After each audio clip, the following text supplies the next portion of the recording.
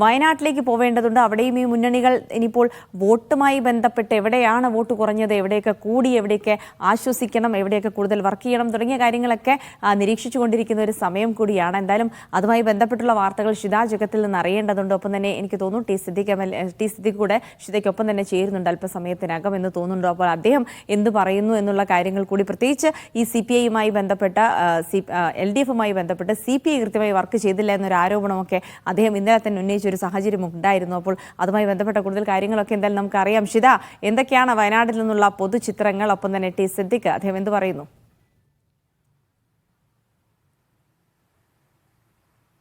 അതെ, എനിക്കൊപ്പം തന്നെ ഉണ്ട് ജിൽസി. അപ്പോൾ അദ്ദേഹത്തിൽ നിന്ന് തന്നെ നമുക്ക് തുടങ്ങാം. വയനാട്ടിൽ പ്രിയങ്ക ഗാന്ധിയുടെ ഒരു വിജയത്തിൽ, ഈ വിജയത്തിലേക്ക് ഒരു പ്രധാന പങ്ക് വഹിച്ച ഒരാളാണ്. ഒരു സ്ഥാനാർത്ഥി ഇല്ലാതെ തെരഞ്ഞെടുപ്പ് പ്രചാരണത്തിൽ മുന്നിൽ നിൽക്കുക എന്ന് പറഞ്ഞാൽ വലിയൊരു ബുദ്ധിമുട്ടുള്ള ഒരു കാര്യം കൂടിയാണ്. എങ്ങനെയായിരുന്നു ഈ വിജയത്തെ? അത്രയും വലിയൊരു തിളക്കമുള്ള ഒരു വിജയമാണിത്.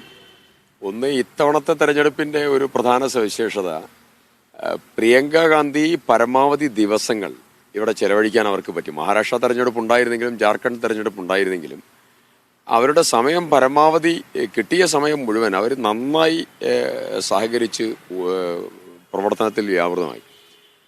ലാസ്റ്റ് ബത്തേരിയിലെ ലാസ്റ്റ് റോഡ് ഷോയ്ക്ക് തൊട്ട് മുമ്പ് അവസാന ദിവസം അന്ന് 12 പ്രോഗ്രാംസ് ആയിരുന്നു. അങ്ങനെ ഒരിക്കലും അങ്ങനെ 12 പ്രോഗ്രാം വരാറില്ല. 12 പ്രോഗ്രാമിൻ്റെ കൂടെ അവർ പോകുന്ന വഴികളിൽ ആളെ കണ്ടാൽ അവിടെ നിർത്തി അവരോട് കുശലം പറഞ്ഞ് ചോദിച്ച് അവർ പറയുന്ന മലയാള വാക്ക് സ്വയം പഠിക്കാൻ ശ്രമിച്ച് അങ്ങനെയുള്ളൊരു യാത്രയായിരുന്നു. ആ യാത്ര വളരെ രസകരമായിട്ടുള്ള യാത്രയായിരുന്നു. അവരുടെ കൂടെ യാത്ര ചെയ്യുന്ന അനുഭവം വളരെ വളരെ ഹൃദ്യവും രസകരവുമാണ്. ഓരോന്നും പഠിച്ചും ഓരോന്നും സംസാരിച്ചും ഓരോന്നും ചോദിച്ചറിഞ്ഞും ഉള്ളതായിരിക്കുന്ന യാത്രയാണ്. ഈ കാർഷിക മേഖല കണ്ടാൽ അവിടെ ഒന്ന് നിർത്തി ആ വാഴത്തോട്ടം അല്ലെങ്കിൽ കാപ്പിത്തോട്ടം അല്ലെങ്കിൽ കുരുമുളക് തോട്ടമൊക്കെ കണ്ട് മനസ്സിലാക്കിയിട്ടുള്ളതായ ഒരു യാത്രയാണ്.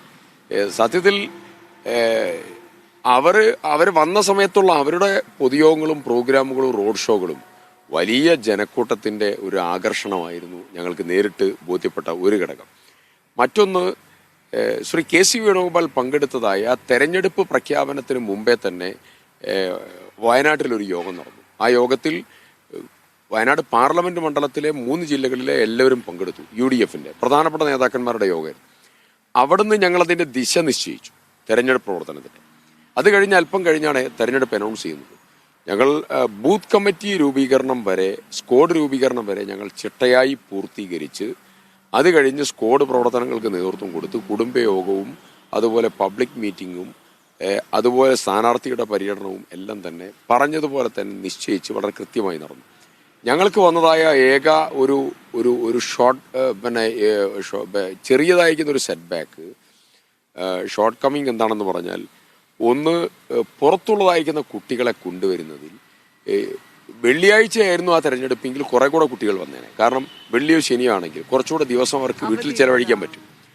പിന്നെ പല കുട്ടികൾക്കും ഇന്റേണൽ എക്സാമിനേഷൻസാണ്, കുറച്ചാളുകൾ വിദേശത്താണ്. ഇതാണ് ഞങ്ങൾക്ക് പറ്റിയ. പിന്നെ ആശുപത്രിയിൽ ഗുരുതരമായ അസുഖമുള്ളവർ, ഇങ്ങനെയുള്ള 3 കേസാണ് ഞങ്ങളത് വരാത്തത്. അതാണ് നമ്മുടെ ഒരു പോളിംഗ് ശതമാനം കുറേ ഉണ്ടായിരുന്ന കാരണം. ഞങ്ങളത് ചെറിയൊരു പാളിച്ചയല്ല, അനിവാര്യമായി വരാതെ നിൽക്കുന്ന ഒരു കാര്യമാണ്. ഇപ്പം ഞാൻ പല സമയത്തും സൂചിപ്പിച്ചിട്ടുണ്ട്, ഞാനത് ഈ ബൂത്തിൽ ഓരോയിടത്തും പോയി അവസാനം ഞങ്ങൾ തെരഞ്ഞെടുപ്പ് കഴിഞ്ഞ് സത്യത്തിൽ 2 ദിവസം ഞങ്ങൾ ഉറങ്ങിയിട്ടില്ല. ഉറങ്ങാൻ ഞങ്ങളുടെ നേതൃത്വം സമ്മതിച്ചില്ല. എന്താണ് സംഭവിച്ചത്, അതിൻ്റെ ഓരോ വിശദാംശങ്ങളെ ഞങ്ങൾ അത് കഴിഞ്ഞ് എമർജൻസി യോഗം വിളിച്ചു.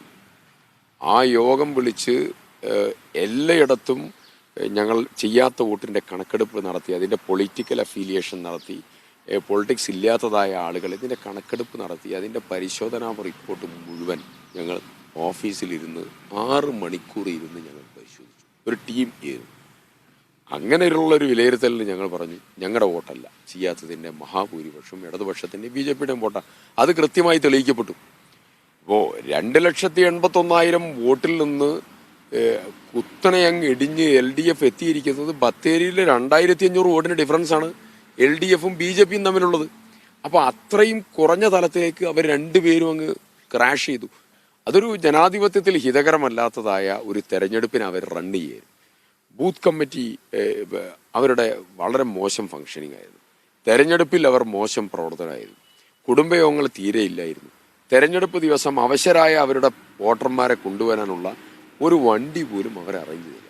ഇങ്ങനെ ഒരു തെരഞ്ഞെടുപ്പിനെ ദുർബലമായി കണ്ടതായ ഒരു തെരഞ്ഞെടുപ്പ് ഞങ്ങളാരും കണ്ടിട്ടില്ല. അത് ഈ തെരഞ്ഞെടുപ്പിനെ അവർ കൈവിട്ടതാണോ, ഒരു ബൈ ഇലക്ഷൻ ആണ് അങ്ങനെ കൈവിട്ടതാണോ, അതോ മറ്റെന്തെങ്കിലും കാരണത്താണോ? നിങ്ങൾ എങ്ങനെയാണ് അതിനെ വിലയിരുത്തുന്നത്? ഒന്ന്, തെരഞ്ഞെടുപ്പിനോടൊരു മിനിമം നീതി പുലർത്തണം. രണ്ട് പാർട്ടിയും BJP ആണെങ്കിലും CPM ആണെങ്കിലും ഒരു സെമി കേഡർ സിസ്റ്റം അവർക്കുണ്ട്. അവർക്ക് വോട്ട് മരവിപ്പിക്കാൻ പറഞ്ഞാൽ അത് ചെയ്യാൻ പറ്റുന്നതാണ്. പിന്നെ അവർ എന്തുകൊണ്ട് ചെയ്തു എന്ന് അവരാണ് ഉത്തരം പറയേണ്ടത്. അവരുടെ വോട്ടിംഗ് പെർസെൻറ്റേജ് ഇത്രയധികം കുറഞ്ഞ് പ്രസ്താവനകൾ അവർ നന്നായി നടത്തിയിട്ടുണ്ട്. ഇത് അടിച്ചേൽപ്പിച്ച തെരഞ്ഞെടുപ്പാണ്. രാഹുൽ ഗാന്ധി ഇവിടെ ഒന്നും ചെയ്തില്ല. വ്യാജമായിട്ടുള്ള ഒരുപാട് പ്രചരണങ്ങൾ അവർ നേതൃത്വം കൊടുത്തു. BJP ആണെങ്കിൽ വന്ന് ഒരു ഡിവൈഡിങ് പൊളിറ്റിക്സിന് എന്ത് ചെയ്യാൻ പറ്റുമോ, സുരേഷ് ഗോപി, ജോർജ് കുര്യൻ, കേന്ദ്രമന്ത്രിമാര്, സംസ്ഥാന മന്ത്രിമാര്, സംസ്ഥാന നേതാക്കന്മാര് എല്ലാവരും വന്നുകൊണ്ട് പറഞ്ഞത് ഒരൊറ്റ സബ്ജക്റ്റാ. ഒന്ന്, മുനമ്പം വിഷയം മാത്രമാണ് അവർ പറഞ്ഞത്. മുനമ്പം വിഷയത്തിൽ ഞങ്ങളുടെ നിലപാട് പറഞ്ഞു. അത് മത്സ്യത്തൊഴിലാളികളെ കുടിയിറക്കാൻ പറ്റില്ല. ആ ഭൂമി അവർ പണം കൊടുത്ത് ആധാരം കൊടുത്ത് രജിസ്റ്റർ ചെയ്ത ഭൂമിയാണ്. ആ ഭൂമിയിൽ നിന്ന് അവരെ കുടിയിറക്കാൻ പറ്റില്ല എന്നുള്ള സ്റ്റാൻഡ് പ്രതിപക്ഷ നേതാവ് പറഞ്ഞു, UDF പറഞ്ഞു, മുസ്ലിം സംഘടനകൾ പറഞ്ഞു, ഞങ്ങളിവിടെ പറഞ്ഞു. ഞങ്ങൾ ഇതെല്ലാം പറഞ്ഞിട്ടും BJPയുടെ മുഴുവൻ ടാർഗറ്റും ക്രിസ്ത്യൻ കമ്മ്യൂണിറ്റിയിൽ ധ്രുവീകരണം ഉണ്ടാക്കാൻ വേണ്ടിയുള്ള വളരെ മോശമായിട്ടുള്ള രാഷ്ട്രീയ പ്രവർത്തനം. അതിൽ അവർ വിജയിച്ചിട്ടുണ്ട്. അവരുടെ വോട്ട് അങ്ങനെ ക്രിസ്ത്യൻ മേഖലകളിൽ അവർക്ക് കൂടി, നിങ്ങളുടെ ഒരു കണക്ക് പ്രകാരം കൂടിയിട്ടുണ്ട്? ഞങ്ങളുടെ ഒരു കണക്ക് പറയാം. ഞങ്ങളുടെ UDFലെ ക്രിസ്ത്യൻ കമ്മ്യൂണിറ്റിയിലെ പ്രവർത്തകന്മാരെ ഞങ്ങൾ ഹൃദയത്തിൻ്റെ അടിത്തട്ടിൽ നിന്ന് അവരെ നന്ദി പറയാൻ ആഗ്രഹിക്കുക. ഞങ്ങളറിയോ, അവര് മുട്ടിൽ പഞ്ചായത്തിലെ യോഗത്തിൽ വാഴവറ്റ ഉൾപ്പെടെയുള്ള നല്ല ക്രിസ്ത്യൻ മേഖലകളിലെ പ്രവർത്തകർ, അതുപോലെ നിരവധി ഇടങ്ങളിലെ പ്രവർത്തകർ, അവരൊക്കെ പറഞ്ഞത് തന്നെ ഞങ്ങൾ നേരിട്ടതായ പ്രതിസന്ധികൾ അവർ പറഞ്ഞു. ഈ ദുഷ്പ്രചരണമാണെന്ന് അവർക്കറിയാം. അതുകൊണ്ട് ആ ദുഷ്പ്രചരണത്തെ അവർ നേരിട്ടത്, അവർ നെഞ്ചു വിരിച്ചതിനെ നേരിട്ടത്. അങ്ങനെ വോട്ടൊന്നും പിടിച്ചു കൊണ്ടുപോകാൻ BJPയുടെ ഈ ദുരന്ത രാഷ്ട്രീയത്തിന് സാധിച്ചിട്ടില്ല. മാത്രമല്ല, മണിപ്പൂർ ഉൾപ്പെടെയുള്ള അനുഭവ പാഠം ഇവിടെയുള്ള ക്രിസ്ത്യൻ കമ്മ്യൂണിറ്റിയുടെ മുമ്പിലുണ്ട്. വീണ്ടും മണിപ്പൂർ കത്തി നിൽക്കുകയാണ്. NPP പറഞ്ഞിരിക്കുന്നത് ബിരേൻ സിംഗ് ആണ് മുഖ്യമന്ത്രി, തന്നെയാണ് ഈ കലാപത്തിന്റെ പിറകിൽ എന്ന് NPP അടക്കം വിഡ്രോ ചെയ്തുകൊണ്ട് അവരടക്കം പറയുന്ന സാഹചര്യം ഉണ്ടായി. ഇതെല്ലാം അവിടെയുള്ള ക്രിസ്ത്യൻ കമ്മ്യൂണിറ്റി, കുക്കികളും മേത്തികളും തമ്മിലുള്ള പോരാട്ടത്തിൽ അടിച്ചമർത്തപ്പെടുന്നതും അക്രമത്തിന് വിധേയമാകുന്നതും പള്ളികൾ തകർക്കപ്പെടുന്നതും ചാപ്പലുകൾ, സ്ത്രീകൾ നഗ്നരായി പീഡിപ്പിക്കപ്പെടുന്നതും ഒക്കെ ക്രിസ്ത്യൻ കമ്മ്യൂണിറ്റിയിലെ ആളുകൾ. അപ്പോൾ ഒരു ബോധപൂർവം രണ്ട് സമുദായങ്ങൾ തമ്മിൽ ഉള്ളതായിരിക്കുന്ന ഏറ്റുമുട്ടലിൽ ഒരു കമ്മ്യൂണിറ്റിയെ തീവ്രമായി ആക്രമിക്കാനുള്ള ഗൂഢാലോചന അവിടെ നേതൃത്വം കൊടുക്കുകയാണ്. ഇന്ത്യൻ പ്രധാനമന്ത്രി ലോകത്ത് മുഴുവൻ സഞ്ചരിക്കുകയാണ്. അവർക്ക് മനസ്സിലാക്കി എന്നുള്ളതാണ് നമ്മുടെ ഒരു അനുഭവം. ഞാൻ ഒരു കാര്യം പറയാൻ ആഗ്രഹിക്കുന്നു. ഈ തെരഞ്ഞെടുപ്പ് രാജ്യത്ത് ഇന്ത്യ മൂവ്മെന്റിന് രാഹുൽ ഗാന്ധിക്ക് വലിയ ശക്തി പകരുന്ന തെരഞ്ഞെടുപ്പാണ്. യെസ്, തീർച്ചയായും ഷിത. എന്തായാലും അദ്ദേഹവുമായി സംസാരിക്കുക. അദ്ദേഹം പറയുന്നത് കൃത്യമാണ്. വളരെ അടിത്തട്ടിലിറങ്ങി ഒരു പ്രവർത്തനം കാഴ്ചവെക്കാൻ UDFന് കഴിഞ്ഞു. അതിന് നേതൃത്വം നൽകി. UDFന് ഒരു മികച്ച വിജയം. പ്രിയങ്ക ഗാന്ധിയുടെ കന്നി അംഗം അവിസ്മരണീയമാക്കിയത് ഒരു പ്രധാന പങ്ക് വഹിച്ച ആൾ തന്നെയാണ് T. സിദ്ദിഖ്. അദ്ദേഹത്തിനും അഭിമാനാർഹമായ നിമിഷങ്ങൾ തന്നെയാണ്. പ്രത്യേകിച്ച് അദ്ദേഹം തെരഞ്ഞെടുപ്പുമായി ബന്ധപ്പെട്ട് ഏത് രീതിയിൽ പ്രവർത്തിച്ചു, എങ്ങനെയൊക്കെ കോൺഗ്രസ് വോട്ടുകൾ നിലനിർത്താൻ സാധിച്ചു തുടങ്ങിയ കാര്യങ്ങളൊക്കെ തന്നെ വിശദീകരിക്കുകയായിരുന്നു.